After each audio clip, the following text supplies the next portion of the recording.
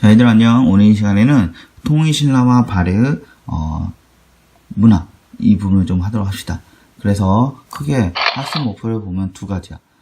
첫 번째는 통일신라와 발해의 사회 경제적 특징을 설명할 수 있다. 두 번째, 통일신라와 발해의 문화 발전 모습과 대외 교류의 모습을 파악할 수 있다. 이 두 가지를 오늘 이 시간에 좀 살펴보도록 하고, 대표적으로 우리가 뭘 배우냐면 사회, 그다음에 대외 교류, 문화, 경제 이런 것 좀 오늘 이 시간에 좀 살펴보도록 할 거야.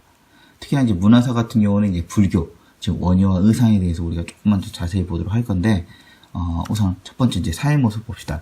사회 모습은 우리가 지난번에 삼국시대 할 때 사회 모습은 주로 어떤 거였냐면 신분제 이야기를 할 거야 라고 했는데, 마찬가지로 통일신라와 발해의 사회 모습도 이 신분제 모습, 즉 신분제가 어떻게 작동하고 있었는지 이걸 좀 파악해 보도록 할 거야.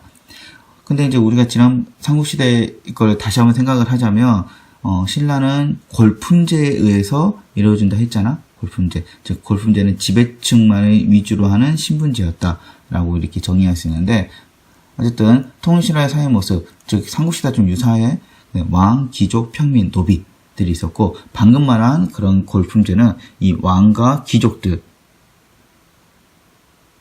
에게 적용되었던 거지. 근데 원래는 이제 뭐였냐면, 신라의 골품제는 이 평민들까지 적용을 시키는 거였어, 원래는.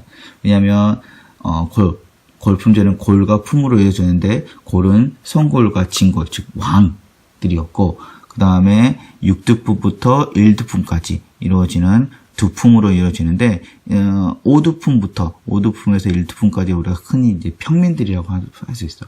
그래서 엄밀히 말하면 신라시대의 골품제는 경주에 살고 있는 신라인들을 대상으로 하는 신분제였어. 근데 이게 나중에 신라가 상고를 통일하는 과정에서 5두품부터는 다 없어지고, 즉 평민들은 없어지고 뭐만 남냐면 진골과 6두품 애들만 남게 돼. 이 진골과 6두품이 뭐가 형성하냐면 지배층, 즉 귀족들이 형성이 되는 거야. 우선 보면 왕은 누가 되냐면 무열한계 진골 귀족들이 왕위를 독점하게 돼. 즉 이 소리는 뭐냐면 진골 귀족 안에서 무열한계만이 이제 왕을 할 수 있는 거지. 그 다음에 이제 귀족으로 갈까? 귀족은 그러니까 왕을 포함해서 이 귀족들은 고위 관직을 독점하게 돼. 그러면서 정치적 특권을 누리게 되고, 그다음에 시급이라든가 노급이라든가 이런 걸 통해서 경제적 특권을 누리게 되는데, 시급과 노급, 즉 시급과 노급이 뭐냐면, 노급 같은 경우는 이 귀족들이 주로 뭐예요? 신분으로 따지면 귀족이지만, 또 복무, 즉 국가에서 무슨 일을 하느냐, 얘네들이 뭐가 되는 거예요? 관리야, 관리. 관리니까 나란 일을 했으니까 그에 대한 대가로, 복무에 대한 대가로 돈을 줘야 되잖아. 근데 그 당시는 돈이 아니라 노급이라는 뭘 주는 거야? 땅을 주는 거야, 땅을. 그러니까 땅을 준다는 거는 또 소유권을 주는 게 아니라 주로 뭘 주냐면, 그 땅을 경작하는 농민들이 원래는 세금 내잖아. 그 세금에 대한 뭡니까? 세금을 원래 국가에 내야 되는데, 이 국가를 누구한테 주는 거야? 이 귀족들에게 내게 하는 거지. 소위 말해서 우리가 수조권이라고 그러는데, 이 수조권을 갖게 되는 거지. 뭐에 대한 대가로? 복무에 대한 대가로. 그걸 우리가 노급이라고 해, 노급. 근데 이 노급은 원래는 그래서 세금만 수취해야 되는데, 이 귀족들은 자신의 권력을 이용해서 뭐까지 수취하냐면, 노동력까지 징발하게 되면서 문제가 터지게 되는 거야, 나중에. 그 다음에 시급은 주로 누구한테 주냐면, 왕족들이라든가 공신들에게 주는 토지야. 이거는 방금 말한 수조권 플러스 노동력까지 징발할 수 있어, 합법적으로. 그래서 정리를 하자면, 시급은 왕족이라든가 국가의 큰 공을 세운 공신들에게 주는 땅으로서 수조권, 즉 세금을 거둘 수 있는 수조권과 거기를 경작하고 있는 농민들의 노동력까지 징발할 수 있었어. 근데 노급은 뭡니까? 귀족들이 또는 관리들의 복무에 대한 대가로 주는 토지로서 세금을 수취할 수 있는 수조권만 할 수 있었는데, 관리들이 자신들의 권력을 통해서 뭐까지? 노동력까지 징발하게 되는 거지. 그 다음에 사회적으로 보면 호화로운 생활을 향유하게 돼. 요 사람들이 다 뭐야? 요 사람들이 다 진골 귀족이 되는 거야. 그 다음에 귀족, 또 다른 귀족이 누구냐면 유투품 애들이야. 유투품 애들은 학문적 식견을 갖고 있으면서 실문 능력에 겸비하고 있었지. 그래서 신라가 삼국을 통일하는 과정에서 이 유투품 세력들이 상당히 큰 역할을 하게 되었고, 결국 신라가 삼국을 통일하고 난 이후에는 왕의 조언자 역할을 하게 되면서 뭡니까? 많은 여러 가지 국가를 재건하는 또는 통일 이후에 그런 신라를 만드는 주역이 되는 거야. 그렇지만 여전히 이 유튜브 애들은 뭡니까? 골품제의 한계로서 고위관직에 진출하지 못하게 되는 거지. 이런 고위관직에 진출하지 못한 그런 한들이 점점 쌓여서 신라 하드가 되면, 즉 신라가 망할 때쯤이 되면 이제 어떻게 됩니까? 유튜브 애들이 그 분노가 폭발하게 되면서 반신라적 경향을 띠게 돼. 그렇지만 어쨌든 간에 지금 현재는 왕의 조언자 역할을 하면서 친신라적인 성향을 띠게 된더라. 그래서 여기까지 이 진골과 유튜브매들이 뭐가 되는 거예요? 귀족이 되면서 이제 지배층이 되는 거고, 평민들의 삶을 볼까요? 평민들 같은 경우는 주요 납세자들이야. 주요 납세자들이기 때문에 뭐가 있어야 될까? 뭐 이 사람들은 이제 토지를 경작하는 사람들이 농민들이지. 근데 이제 어쨌든 간에 세금을 납부해야 되는데, 세금을 납부할 때 가장 불만이 없으려면 뭐가 필요해요? 그렇지. 합법적으로 세금을 걷어야 되고, 형편에 맞게 걷어야 되는 거지. 지금 나는 10원밖에 없는데 100원을 걷어갈 수는 없잖아. 그래서 내 재산이 얼마 있는지를 국가가 파악을 해줘야 돼. 그래서 신라는 그 파악 문서로 뭐가 있냐면 민정문서라는 게 있어. 옛날에는 촌락문서라고 했지. 이 문정문서를 통해서 이 사람이 얼마만큼 재산을 가지고 있다라는 거를 확인하는 거지. 민정문서. 세금을 수취하는 기준이 돼. 볼까? 이게 이제 촌락문서인데, 촌락문서가 발견된 것도 되게 웃겨요. 신라 장창원이라는 그런, 일본의 장창원이라는 그런 창구가 있는데, 이 창구는 고대에서부터, 천황에게 바치는 그런 보물들이 보관하고 있는 보물창고야. 이 보물창고에, 이 보물에 감싸고 있는 종이가 있었단 말이야? 이 종이를 싹 벗겨봤는데, 거기에 뭐가 적혀 있어. 보니까 이게 뭐냐면, 신라가 외로 보내는 그 보물이 감싸진 종이었던, 지금으로 따지면 이면지를 활용한 거지. 거기에 이제 뭐가 나오냐면, 신라의 촌락문서 몇 개가 나와. 그 내용을 보면 이런 내용이야. 이 고을의 사회존촌 이 고을의 이름이었나봐. 지형은 산과 평지로 이루어져 있으며 마을의 크기는 5,700보고 공연, 즉 백성의 수는 합하여 11호가 된다. 그러니까 마을의 면적과 그다음에 몇 가구가 사는가 이렇게 얘기하고 있고, 중하연, 하하연, 하상연, 하하연, 즉 뭡니까? 중간 정도 사는 아이, 하상을 사는 아이, 정말 못 사는 집, 이런 식으로 4, 2, 5가 있었다. 마을 합치면 147명이다. 7명이다. 대체적으로 한 가구당 한 15명 정도 살고 있었나 봐. 가축으로는 말 25마리가 있었고, 뭐 이런 게 있었다. 너로 합치면 이런 게 있다. 뭐 이런 식으로. 그러니까 그 마을의 재산이 어떠고 한 개인의 재산이 어땠는지 이런 걸 보여주는 문서. 즉 뭐 하기 위해서? 세금을 수취하기 위해서. 민정문서가 있었다. 그 다음에 성동안 때가 되면 뭘 주냐면 정전이라는 것도 지급하게 돼. 그 다음에 뭐가 있었냐면 향부공민들이 있었는데, 이 향부공민들은 일반 농민보다 더 어려운 형편에 있었어. 이 향부공민들은 주로 어떻게 형성되었냐면, 주로 이제 신라가 삼국을 통일하는 과정에서 끝까지 저항하는 세력들, 이런 세력들을 차별을 주기 위해서 향과 부고를 만들었지. 이런 걸 통해서 이제 부담을 가중했다. 이게 보면 돼요. 그 다음에 노비들은 주로 뭐 토지를 경작하다거나 물품을 생산한다거나 이런 역할들을 하게 되고, 주로 왕실과 관청, 귀족들에 소속되어 있었지. 자, 그 다음은 이제 발해로 갈까? 발해 같은 경우는 크게 왕, 귀족, 평민, 그 다음에 노비. 그러니까 통일신라와 유사하지. 유사한 구조를 갖고 있지. 주로 이제 왕과 귀족들이 지배층이 되는 거고, 평민과 노비가 피지배층이 되는 거지.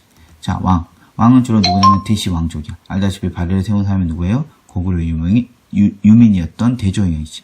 이 대조영의 가문들이 대대로 왕위를 차지하게 돼. 대시왕족. 그 다음에 귀족들은 크게 고구려 계통과 말갈 계통으로 나눠지게 돼. 뭐 누가 우위에 있는 건 아니야. 그냥 고구려 계통 사람들이 위에 있고, 뭐 말갈 계통 그 아래에 있다. 그러니까 고구려가 제1귀족이고 말갈이 제2귀족이다. 이런 구분은 없었어. 그냥 고구려 계통과 말갈 계통의 그런 귀족들이 있었다. 라는 게 있었고, 그 다음에 특히나 이제 말갈계 귀족들은 주로 이제 뭘 맡냐면 수령이라는 관직을 맡게 되는데, 이 수령은 지방을 관리한다거나 촌락을 지배한다거나 또 특수한 수령도 있었어. 그 그 수령은 대외 교역 또는 외교 활동까지 하게 되는 이런 수령들이 있었지. 이 사람들이 다 뭐예요? 고구려 계통, 말관 계통, 이 수령들, 이 사람들이 다 귀족들, 지배층이 됩니다. 그 다음에 평민들 같은 경우는 대부분 말갈계 계통들이 많았어. 이 사람들은 농민과 수공업, 상인들로 구성되어 있고, 주로, 통일신라와 평민들과 마찬가지로 주요 납세자들이었지. 그래서 우리가 생각을 해보면, 왕과 귀족, 이 사람들이 뭐가 되는 거예요? 지배층이 되는 거고, 이 밑에 평민과 노비가 피지배층이 되는 거지. 그러면서 우리는 사회 모습을 살펴봤고, 그 다음으로 이제 대외교류를 볼까? 대외교류 같은 경우는 보면 신라와 발해 좀 떨어져서 좀 살펴보도록 할 건데, 신라 같은 경우 볼까? 신라는 이제 알다시피 이제 뭡니까? 신라가 삼국을 통일하는 과정에서 당나라가 좀 싸움을 하잖아. 나당 전쟁을 하게 되잖아. 그래서 초기에는 좀 안 좋다가 이내 이제 당나라와 회복을 하게 돼. 대략 그 시기가 이제 9세기 말 정도가 되면, 9세기 중반 정도가 되면 신라와 배가 다시 뭡니까? 관계를 회복하게 되지. 8세기 이후가 되면. 그 다음에 신라는 이제 당뿐만 아니라 주변에 있는 일본, 그다음에 동남아시아, 그 다음에 서역 국가와까지 교류를 하게 돼. 주로 이제 당나라와 좀 많이 이루어지는데, 당과 인적 교류가 많이 이루어져. 그래서 최치원이라든가 최언이라든가 이런 도당 유학생, 그러니까 당나라에 가서 이제 유학생을 하는 사람들, 학문을 배우고 오는 사람들, 그 다음에 상인이라든가 유학생, 이런 인적 네트워크 교류가 많이 이루어지게 되고, 그 다음에 주요 국제항 같은 경우는 주로 어디서 이루어지냐면, 이렇게 신라와 일본과의 당항성, 그 다음에 영항, 그 다음에 울산항. 이 세 지역이 이제 국제 항구로서 상당히 많이 발달한 항구가 돼. 그 다음에 이제, 이 산둥반도 등주. 여기가 이제 어디냐면 당항성에 쭉 배를 타고 가면 여기가 가장 먼저 맞닿은 곳이 이제 산둥반도인데, 이 산둥반도에 신라 사람들이 많이 거주하고 있어서 신라방이라는 뭡니까? 신라인들이 사는 그런 구역이 있었고, 신라인들이 많이 사니까 뭐가 만들어질까? 신라소, 즉 신라인들이 관리하는 이런 관청들도 만들어지고, 신라원이 이제 사찰이야, 사찰, 절이고, 그 다음에 신라촌, 이런 것들이 만들어지게 되는 거지. 그러면서 소위 말하는 지금으로 따지면 신라타운이 생기게 되는 거야, 이 지역에. 산둥반도 이 지역에. 그 다음에 알다시피 이 지역, 완도 청해진 일대에는 9세기 전반부터 장보고가 뭐합니까? 당과 일본 사이에서 중개무역을 통해서 이 지역이 성장하게 되고, 결국 장보고는 이런 경제적 그런 경제적 발전을 통해서 중앙으로까지 진출하려고 하는 그런 시도를 하게 되지만 결국 실패하게 되지. 어쨌든 이 시기에 장보고가 이 청해진에서 당과 일본 사이 중개무역을 통해서 상당히 많이 부를 획득하고 있었다라는 걸 우리가 확인할 수 있어. 그 다음에 발해 같은 경우는 볼까요? 발해도 마찬가지 신라, 당, 신라, 일본, 거란들과 교육을 했는데, 이 발해는 좀 특이하게 뭘 만드냐면, 이렇게 신라랑 교육하게 된 신라도, 당나라와 교육하는 영주도, 그 다음에 조공도, 그 다음에 거란과 교류하는 거란도, 그 다음에 일본과 교류하는 일본도. 그래서 소위 말한 교통로를 설치해서 교육 국가와 활발하게 교육을 하게 되는 거지. 그 다음에 발해와 신라는 초창기 때는 별로 사이가 안 좋았어. 왜 그러냐면 당나라가 발해의 시초였던 발해의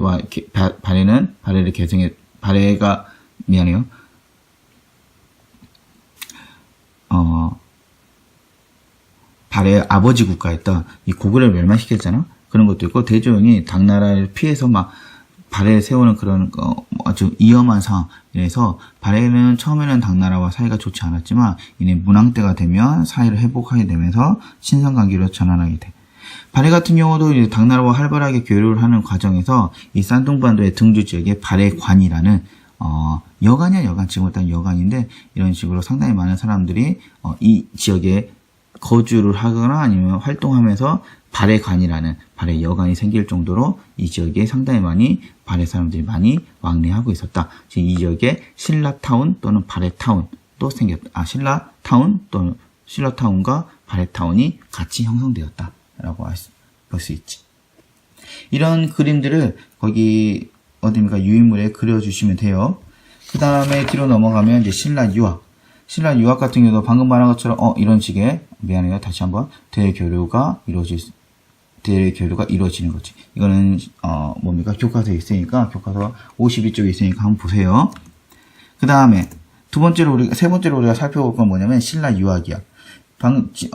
지난번에 이제 삼국시대 유학이랑 마찬가지로 신라 유학은 얼마만큼 발전했는가에 따라서 그 나라의 학문 수준을 확인할 수 있기 때문에 상당히 중요한 척도가 되는 거야.